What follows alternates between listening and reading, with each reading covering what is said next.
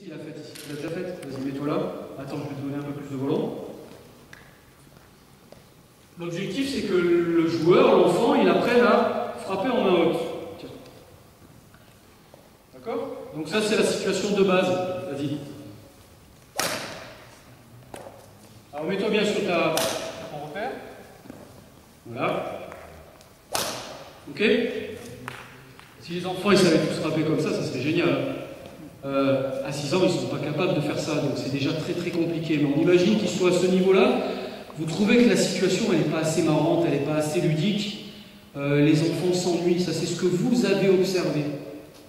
C'est possible, hein? C'est possible que cette situation-là, au bout de 5 minutes, ça gonfle les gamins. On peut manipuler des variables qui sont liées à l'émotion, des variables émotionnelles. Et on peut imaginer qu'avec un volant, une seule raquette et un volant, on va enlever tout ça parce que ça va pourrir, j'espère. Posez-moi les raquettes, Sophie, vers là. Voilà, un seul volant. On va faire une course au point. Tiens, tu vas là-bas, de l'autre côté du filet. En 30 secondes, ils sont par équipe de 3. Et ils vont essayer de marquer le plus de points possible. Alors il faut que tu laisses rebondir le volant. Pour marquer un point, les amis, il va falloir envoyer le volant derrière la ligne bleue.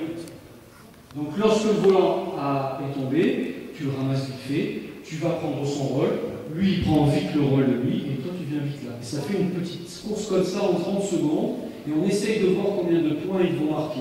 Qui c'est qui a le chrono? On y va, hein.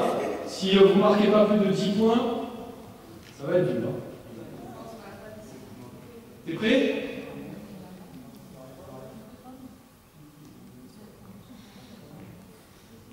Et là, on ne s'occupe plus trop des aspects techniques. Hein. L'idée, c'est toi qui viens lancer, pas plus ton sa raquette comme ça.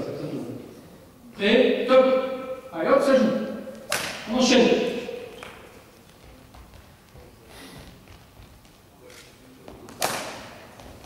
Deux points. Hop, ça court, ça court, ça court.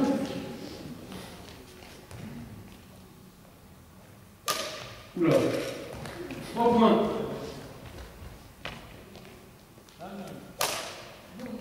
4 points.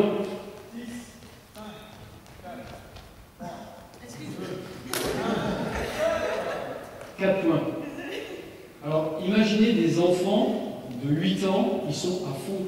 Ils sont en train d'imaginer qu'on fasse 2 équipes, ils se tirent la boue mais pendant une demi-heure sur cette situation-là. Je vous propose de la tester. Alors après, là, les aspects techniques, la frappe comme ça, tout ça, non, c'est pas grave, c'est qu'à un moment donné, on a mis un côté supplémentaire, on a joué sur la nouveauté, qui fait que ben, voilà, ça redynamise le groupe, et peut-être qu'on pourra derrière revenir sur des situations un petit peu plus statiques, pour retravailler sur la prise universelle, pour travailler sur des lancers corrects, etc., etc.